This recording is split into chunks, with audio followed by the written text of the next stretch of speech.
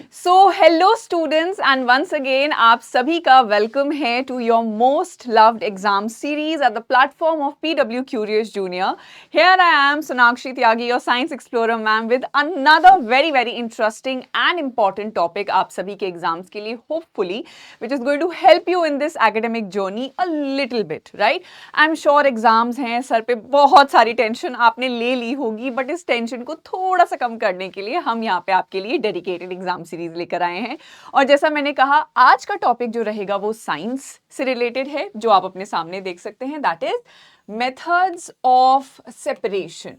अब बेटा ये एक ऐसी एक्टिविटी है, एक ऐसा साइंटिफिक कॉन्सेप्ट है जो आप, मैं और मोस्टली सारे लोग ऑन अ डेली बेसिस कर रहे हैं, but sometimes we are not even aware कि हम अपने डेली एक्टिविटीज में भी कई बार सेपरेशन मेथड्स यूज कर रहे हैं, ठीक है। But after today you will learn the basic scientific concepts and all the important methods that all of you should be knowing about, right. तो आगे चलते हैं बेटा। सबसे पहले स्टार्ट करते हैं ये जानने से कि ये सेपरेशन ऑफ सब्सटेंसेस की बात आ ही कहाँ से रही है, ठीक है। तो अगर जैसे मैं आपके सामने कुछ एग्जांपल्स के तौर पे लिखूं, for example a fruit salad, right, और for example a vegetable sandwich, ठीक है, या यम्मी यम्मी सी बिरयानी, ठीक है। आई एम श्योर आप सभी के मुंह में इस वक्त पानी आ रहा होगा, थोड़ी देर के लिए कंट्रोल करते हैं एंड होपफुली इस वीडियो के बाद हम खा पाएं। तो ये और इसके जैसे बहुत सारे एग्जाम्पल्स में आपने देखा है that it's not just 1, 2 or 3 substances which are making this single entity. It's rather a lot of different substances coming together to make all of these entities, right? और जब भी दो या दो से अधिक चीजें, सब्सटेंसेस, ऑब्जेक्ट्स एक साथ मिलते हैं तो उस सिंगल एंटिटी को कहा जाता है mixture, which is made up of 2 or more substances which are mixed together. Now the very important thing to note over here is, example से समझते हैं फिर से। जैसे कि अगर मैं कहूं इस फ्रूट सैलेड को मैंने बनाया है mango, banana, grapes and Apple की मदद से, ठीक है। तो अब ये चारों अलग अलग फ्रूट्स एक साथ मिलके एक मिक्सचर जो उन्होंने क्रिएट किया, फ्रूट सैलेड जिसका नाम हम कह रहे हैं, क्या इस मिक्सचर में आते ही इनकी इंडिविजुअल एंटिटी चेंज हो गई? नहीं। क्या इनकी इंडिविजुअल आइडेंटिटी चेंज हो जाती है? क्या बनाना मैंगो बन जाता है या मैंगो ग्रेप्स या grapes apple? No, they are just physically present at one location, ठीक है। That means every component, every substance which is present in a mixture maintains its true identity. कुछ भी नया नहीं बना है, वो बस physically एक जगह पे present है।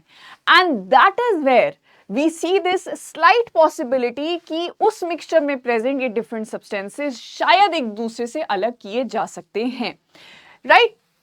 So the substances in a mixture can be separated, and from here we get to know that is only because they are just physically combining with each other and not chemically reacting with each other, right? Mixture को ही आप आगे पढ़ेंगे कि वो homogeneous और heterogeneous होता है। इसी होमोजेनस को हम कई बार सोल्यूशन के नाम से भी जानते हैं, राइट? तो ये आपको डिटेल में आगे हायर क्लासेस में पढ़ाया जाएगा। अभी के लिए since we are now at an understanding कि हमें पता है मिक्सचर क्या है और उस मिक्सचर में प्रेजेंट कंपोनेंट्स की क्या स्पेसिफिक प्रॉपर्टीज हैं, हम समझ गए हैं। अब बात ये आती है कि बेटा ज़रूरत पड़ी ही क्यों सेपरेट करने की? तो देखो, इसके लिए एक बहुत सिंपल सा क्वेश्चन मैं आपके सामने पुटअप करूंगी। अगर मैं आप लोग को बोलूं कि अपने पास के किसी नदी, किसी पॉन्ड, किसी रिवर या किसी सी या ओशन से जाके पानी पी लें, तो क्या आप चले जाएंगे सिर्फ मेरे कहने पे? क्या आप वो पानी पी पाएंगे? बिल्कुल भी नहीं। मेरे क्या, किसी के कहने पे भी आप ये नहीं करेंगे, राइट? रीजन बीइंग, क्योंकि उस पानी में पानी है ये हमें समझ में आ रहा है, लेकिन उस पानी में क्या मिक्स्ड है? Dust, germs, pollutants, so many salts. तो हमें पता है कि इन सारी इंप्योरिटीज के बीच में एक इंपॉर्टेंट सब्सटेंस है, लेकिन उस तक पहुंचे कैसे, उसे यूज कैसे करें? और वहां पे आती है नीड फॉर सेपरेशन, राइट? तो बेटा अगर नीड फॉर सेपरेशन की बात करें तो सबसे पहली बात तो ये हुई टू रिमूव इम्प्योरिटीज। हम खराब चीजें उस मिक्सचर में से हटा पाए ताकि उसके प्रेजेंट जो यूजफुल चीज है उसे यूज कर पाए, ठीक है, to obtain the useful components from mixtures and to make it fit for use. You can't consume the water as it is, इसलिए हम अपने घरों में फिल्ट्रेशन सिस्टम्स लगाते हैं, right? So now students that we understand the need to separate substances from a mixture, next question ये आता है कि मैम क्या methods use करें? तो बेटा सबसे पहला मेथड जिसके बारे में हम पढ़ने वाले हैं वो है हैंड पिकिंग, राइट? यहाँ पे आप देख सकते हैं one of the most traditional methods, आज भी यूज हो रहा है, एंशिएंट टाइम्स में भी यूज होता आया है और आगे भी यूज होगा बहुत हद तक। The only thing with this is कि इसमें बहुत ज्यादा मैनुअल एफर्ट्स लगते हैं, मैनुअल लेबर लगता है, क्योंकि नाम ही आपको बता रहा है हैंड पिक करना, राइट? जैसे कि अगर मैं आपको बोलूं कि आपके पास एक मिक्सचर है ट्रायंगुलर ब्लॉक्स, सर्कुलर ब्लॉक्स और स्क्वायर ब्लॉक्स का, है ना, तो आपके लिए कितना आसान होगा इन तीनों को एक दूसरे से सेपरेट करना। शेप अलग अलग है, राइट? आप आसानी से देख पा रहे हैं, बहुत अच्छे से विजिबल हैं, ठीक है, और हो सकता है नंबर में बहुत ज्यादा ना हो। तो यही सारी चीजें हैं जो हमें ध्यान में रखनी पड़ती हैं while using this method. First of all, separation is done using hands, ये हमें समझ में आया। Used when impurities are large and visible, तो देखो बेटा ऐसा मिक्सचर जहां पे इम्प्योरिटीज हटा रहे हैं हैंड पिकिंग से, ये बहुत जरूरी है कि वो इम्प्योरिटीज बड़ी हो, आसानी से दिख रही हो और कम हो। They should be in small quantity so that आपका बहुत ज्यादा टाइम ना जाए, ठीक है। For example stones from pulses, दाल में से कंकड़ हटाना, या rotten grains from rice, rice में से जो ग्रेन्स खराब हो गए हैं उन्हें हटाना। और आपको एग्जाम्पल के तौर पे समझाने के लिए यहाँ पे एक मिक्सचर है, ठीक है, जो आप शायद देख पा रहे होंगे, दाल के बीच में कुछ राजमा प्रेजेंट हैं, राइट? तो अगर मैं आपको यहाँ पे दिखाऊं, दाल के बीच में कुछ राजमा प्रेजेंट है, राइट? अब क्योंकि दाल ज्यादा है, राजमा जो बीन्स हैं, kidney beans, they are very less in number, very large and clearly visible.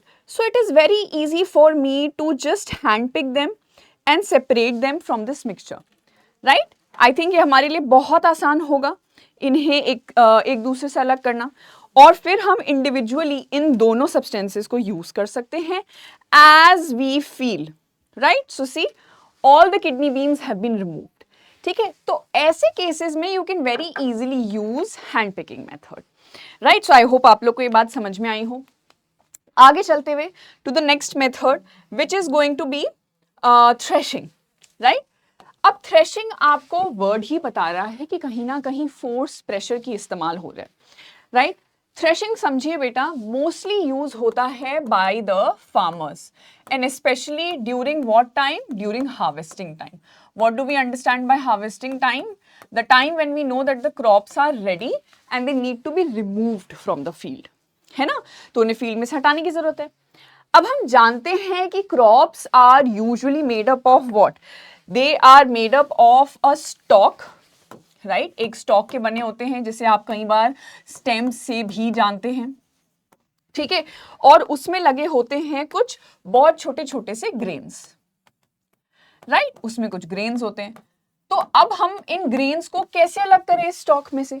Stock का एक बंडल बना के, एक बंच बना के उन्हें जोर जोर से बीट किया जाता है on a solid surface so that the grains can be removed from the stalk. और sometimes in fact today machines use की जाती हैं which are called as threshers. Initially in the ancient times जब टेक्नोलॉजी इतनी develop नहीं थी तो ये एक मैनुअल लेबर था। अब क्योंकि हमने बहुत हद तक टेक्नोलॉजिकल एडवांसमेंट कर लिया है तो हमारे पास मशीन्स भी हैं। तो ये हुआ हमारा सेकंड मेथड, ठीक है। अब जब थ्रेशिंग के बाद आपने ग्रेन्स स्टॉक में से अलग कर लिए, क्या आप उन ग्रेन्स को एज इट इज यूज कर सकते हैं, प्रोसेसिंग के लिए आगे भेज सकते हैं?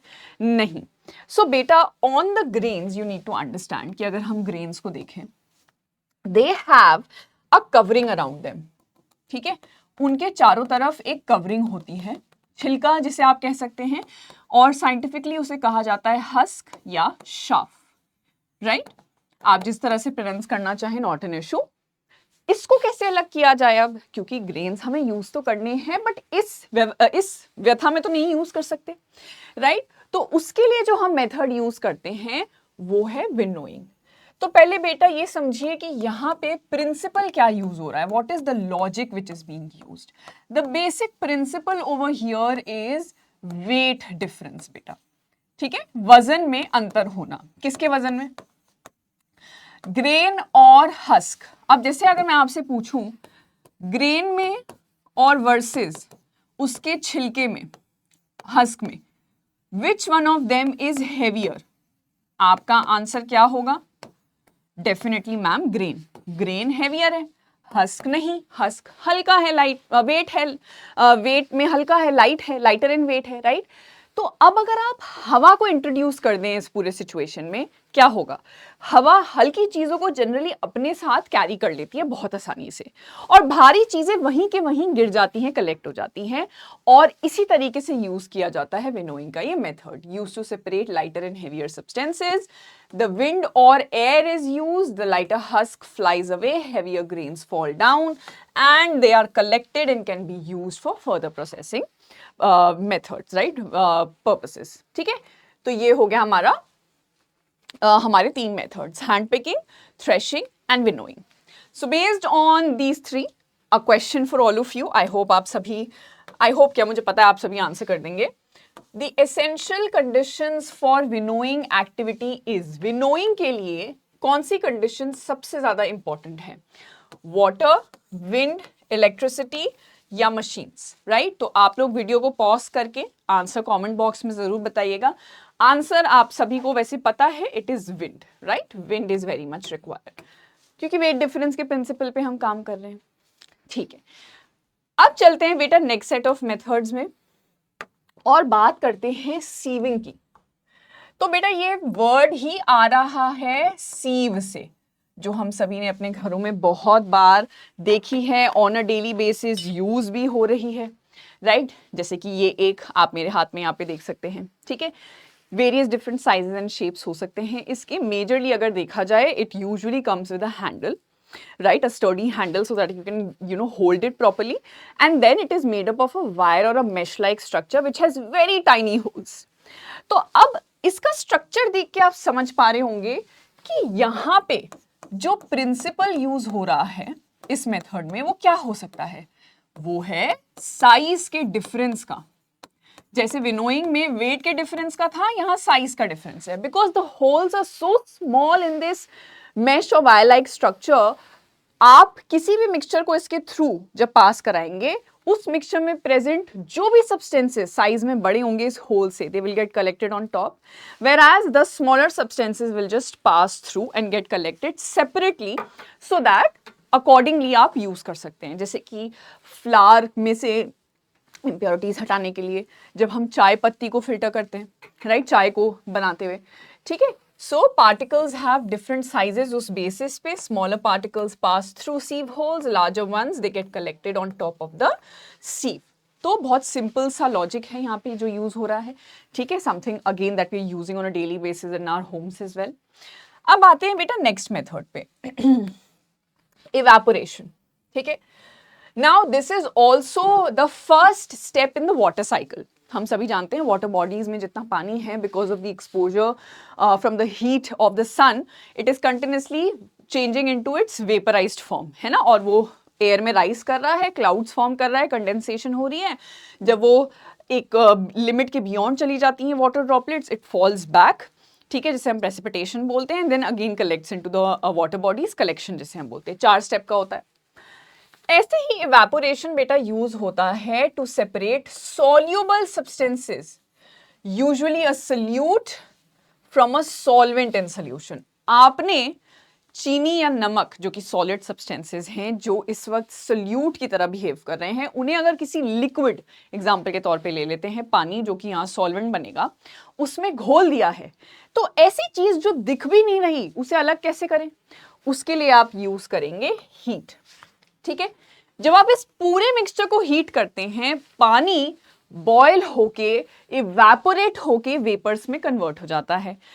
As you continue with this process वो कंटिन्यूसली वेपराइजेशन होती रहती है और वो राइज करता रहेगा and they will come a point जब उस यूटेंसिल में सिर्फ और सिर्फ वो सॉलिड सब्सटेंस रह जाएगा, वो सोल्यूट, जो कि सॉल्ट या शुगर हो सकता है, जिस भी तरीके का मिक्सचर आपने बनाया था।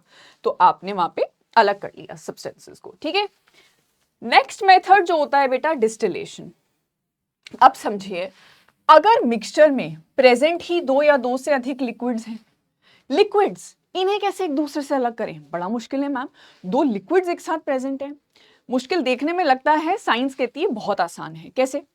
देखो बेटा, हर लिक्विड का अपना एक बॉइलिंग पॉइंट होता है, अपना एक कंडेंसेशन पॉइंट होता है, ठीक है। तो जब हम उन्हें हीट करते हैं, मैं डिस्टिलेशन मेथड की बात कर रही हूँ, let's suppose we have two liquids, right. जब हम उन्हें हीट कर रहे हैं, दोनों लिक्विड्स अलग अलग टाइम पे बॉयल होंगे, ठीक है। जिसका बॉइलिंग पॉइंट कम होगा वो जल्दी वेपराइज हो जाएगा और उसे कंडेंस करके अलग कर दिया जाएगा as with respect to the other liquid, right. So it is based on the difference in boiling temperatures, ये याद रखिएगा। This is the principle for this particular method, ठीक है। Here components are first vaporised, पहले उन्हें vapour में convert करते हैं, फिर उन्हें कंडेंस किया जाता है, यानी कि गैस से लिक्विड बनाया जाता है वापस से, और तब जाके आइसोलेट किया जाता है एक दूसरे से, ठीक है। नेक्स्ट मेथड जो आता है बेटा वो है आपका sedimentation and decantation. Both of them go hand in hand. कैसे समझते हैं? For example, you have a mixture of water and sand, ठीक है। Now, sand being heavier than water, you know, if you will leave this mixture as it is without disturbing it, there will come a point जब mostly सारी sand पानी में नीचे collect हो गई होगी उस यूटेंसिल में, है ना, क्योंकि वो नीचे बैठ जाती है, सेडिमेंट हो जाती है। इसे कहते हैं sedimentation, used for insoluble solids. Heavier particle settle at the bottom, it takes some time definitely, right. Now अभी भी हमने पानी और सैंड को अलग तो किया नहीं, तो वो पानी जो ऊपर की तरफ रह गया है सेडिमेंट होके, उसे नेक्स्ट स्टेप में कैसे अलग किया जाता है सैंड से? डिकैंटेशन से, है ना। So clear liquid is carefully poured out, used after sedimentation, does not remove all impurities. Definitely this is the method which needs to be followed up, usually, समझिएगा, usually by फिल्ट्रेशन। यहां पे हम इसके बाद एक फिल्टर पेपर भी इस्तेमाल कर सकते हैं कि ये पानी जो आपने डिकैंटेशन से अलग कर भी लिया है, हो सकता है इसमें कुछ सैंड पार्टिकल्स रह गए हों। अब अगर आप इसे पूरी तरीके से प्योरिफाइड वाटर चाहते हैं, so you can use filter paper which will give you a much better result, right. तो ये हो गया सेडिमेंटेशन, डिकैंटेशन। एक क्वेश्चन फटाफट से आंसर करते हैं regarding the same. What process involves pouring out the liquid without disturbing the sediment? अब आपके पास यहाँ क्वेश्चन में ही ये एक हिंट है, ठीक है। मैंने कहा था ये दोनों जो स्टेप्स हैं, मेथड्स हैं, हैंड इन हैंड जाते हैं। तो आप पॉज करके लिखिएगा answer. Answer to this question definitely is decantation, ठीक है। ओके, आगे चलते हैं बेटा नेक्स्ट मेथड पे। बात करते हैं हम फिल्ट्रेशन की। फिल्ट्रेशन का जो ये मेथड है, आ ही रहा है इस वर्ड फिल्टर पेपर से, जो कि यूजुअली साइंटिफिकली प्रिपेयर्ड एक पेपर होता है which has even finer holes in it which will give you a much better result. For example, it is used for a liquid, matlab it is used as a method to separate a liquid from an insoluble solid. Yes, definitely it is, but solid which is even finer in its size, right? So separation using a filter paper is done. Insoluble solid remains on filter which is called as the residue. क्या कहते हैं इसे? जो filter पे रह जाता है उसे रेसिड्यू बोलते हैं, and the clear liquid which passes through is called as a filtrate. So let me show you an example of a filter paper. अगर आप देखें, ये एक फिल्टर पेपर है। It's not a normal paper, it might seem like one, but it's a filter paper which is usually used in laboratories for scientific experiments and purposes, ठीक है। तो ये होता है filter paper which gives you even finer results when it comes to separating an insoluble solid, जो कि residue बन जाता है और नीचे जो लिक्विड कलेक्ट होता है वो है फिल्ट्रेट, ठीक है। अब आते हैं हमारे लास्ट एंड फाइनल मेथड पे, जो कि है मैग्नेटिक सेपरेशन। यहाँ पे आप नाम से समझ पा रहे होंगे कि लिमिटेशन इस चीज की आ जाती है कि भाई जिस सब्सटेंस को अलग कर रहे हो उसके पास मैग्नेटिक प्रॉपर्टी होनी चाहिए, है ना। यानी कि वो या तो आयरन का बना हो, निकल या कोबाल्ट या इनके मिक्सचर का, तभी आप यूज कर पाएंगे। फॉर एग्जाम्पल मैं आप लोगों को जो डेमोन्स्ट्रेट करके भी दिखाना चाहूंगी यहाँ पे, अगर आपके पास सैंड में कुछ आयरन फाइलिंग्स यानी कि आयरन के छोटे छोटे पीसेस गुम गए हैं, ठीक है, मिक्स हो गए हैं, तो अगर आप अपने सामने यहाँ देखें इस वक्त, ठीक है, आपको दिखाई दे रहा होगा बहुत छोटे छोटे जो आयरन के फाइलिंग्स हैं, right, the dark coloured ones, they have been mixed with the sand, right. So it becomes very difficult कि आप इन्हें हाथ से तो पिक कर नहीं सकते, ठीक है, फिल्टर पेपर यूज करना भी won't suffice. What you can very easily use is, since you know one of those substances have magnetic property, आप एक magnet use करो, है ना, and the moment you bring the magnet close to the iron filings, to the mixture, what will happen? The iron filings will start getting attracted to the magnet and you have separated the two.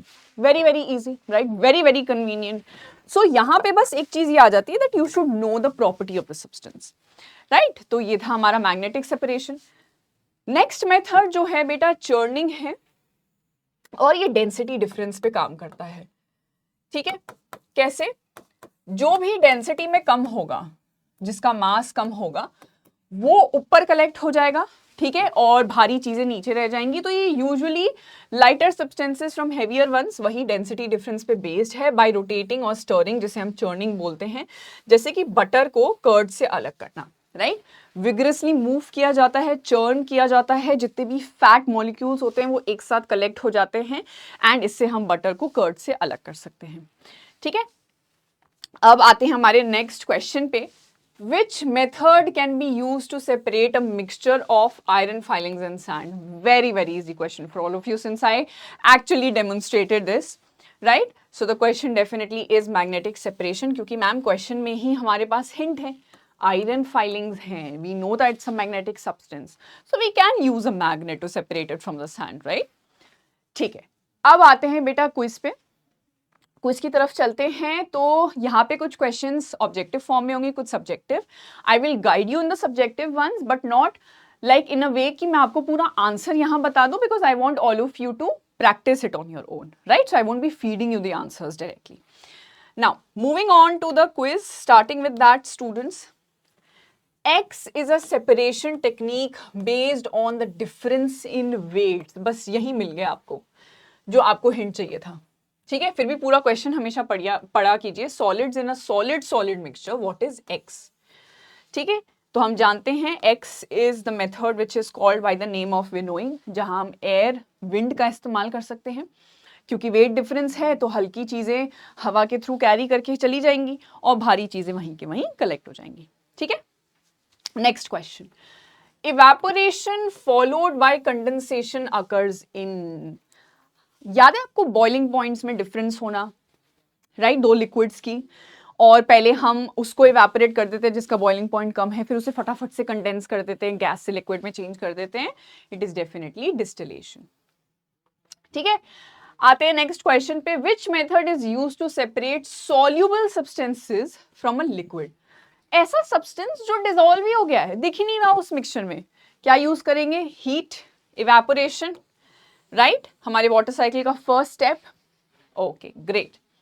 Next question, a mixture contains two solids A and B. देखो बेटा, जब भी ऐसा paragraph based question होना, हमेशा आप क्या करेंगे, you will first begin by writing given, क्या इंफॉर्मेशन गिवन है। तो हमारे पास दो सॉलिड्स हैं, ए और बी, ठीक है, दोनों को अलग अलग लिख लो। Solid A is light in weight, solid A के बारे में जो पहली इंफॉर्मेशन दी है ये लाइट है वेट में, ठीक है।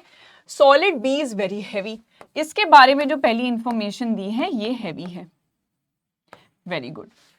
There sizes are almost the same, अब यहां पे एक आपको दे दिया कि साइजेस सेम है, ठीक है, very nice. A is the unwanted component, A हमारा अनवांटेड है, प्रॉब्ली इम्प्योरिटी होगा, शायद नहीं चाहिए हमें। To get pure solid B, यानी कि ये हमारा यूजफुल प्रोडक्ट है, ये हमें चाहिए। Which separation method would you suggest. अब देखो, अगर आप डायरेक्टली आंसर तक नहीं पहुंच पा रहे तो कई बार आप एलिमिनेशन मेथड यूज कर सकते हो just by the given information. कैसे? साइजेस सेम हैं, यानी कि सीविंग और फिल्ट्रेशन दोनों ही नहीं यूज कर सकते, दोनों के थ्रू पास करके चले जाएंगे, तो दो ऑप्शंस कट गए। इस पूरे क्वेश्चन में कहीं नहीं लिखा कि ए या बी के पास कोई मैग्नेटिक प्रॉपर्टी है, तो ये कट गया, तो आप आंसर पे ऐसे ही पहुंच गए। बट फिर भी अगर आप एनालाइज करना चाहें तो बेटा ए लाइट इन वेट है, अनवांटेड है, बी हैवी है, यूजफुल है, विनोइंग वेट का डिफरेंस है ना, तो वहां से भी आप, तो कई बार आंसर पे डायरेक्टली ना पहुंच पाए तो इनडायरेक्टली पहुंच जाइए, क्या दिक्कत है? ठीक है, okay. The different processes used to separate sand, sawdust, salt from the mixture dissolved in water are respectively what? देखो बेटा, सैंड है, भारी है, सेडिमेंट हो जाएगी बहुत आसानी से। सॉडस्ट बहुत फाइन होती है इन साइज, ठीक है, तो इसे अलग करने के लिए आप फिल्टर पेपर यूज कर सकते हैं।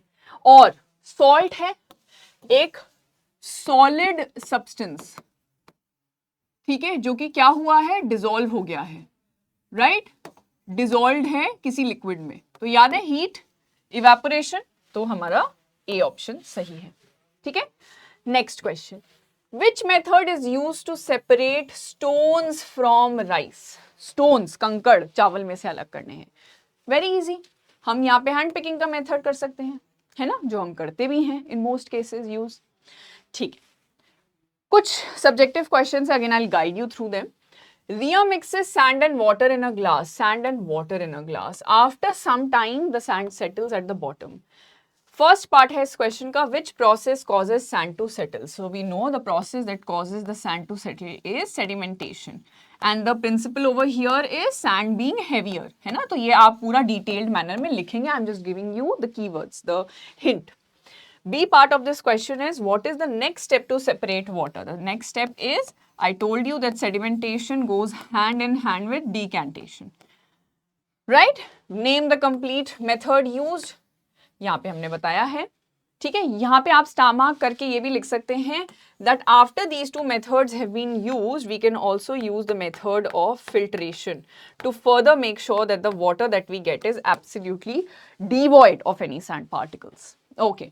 Explain the following methods with examples. Winnowing, you know, you need to write that it's a method where air or wind is used to separate a lighter substance from a heavier one, that being the principle. For example, separating what? The grains from their husks, right? Sieving, again, a method which is based on the principle of difference in size. The larger particles will get collected on top of the sieve, whereas the lighter ones, the smaller ones will pass through. For example, flour, right? Flour, आटा, जिसमें अगर कोई भी impurity present है, आप उसे अलग कर सकते हैं. Next question. What is filtration? Now, filtration is a method which essentially uses a filter paper to separate any insoluble solid substance from a liquid one, right? Name the two parts obtained. The two parts that are obtained are the residue which gets collected on the top of the filter paper and the filtrate, the liquid that has passed through the filter paper because of its smaller size. Differentiate between sieving and winnowing. बहुत आसान है. Sieving is a method which is based on size difference, uses a sieve made out of a mesh or a net with holes, which again works on the principle that larger particles will get collected on top and the lighter ones, the smaller ones will pass through. Winnowing, based on weight difference, the lighter ones will get carried with the air, whereas the heavier ones will get collected on top. ठीक है? So with this students we come to an end for today's session. I really hope कि आपको ये help करे थोड़ा भी आपके exam preparation में. इसी तरीके से हम और बहुत अमेजिंग टॉपिक्स आपके लिए लाते रहेंगे. Please do keep a lookout on our channel and till then, bye everyone. Thank you and all the very best for your exams.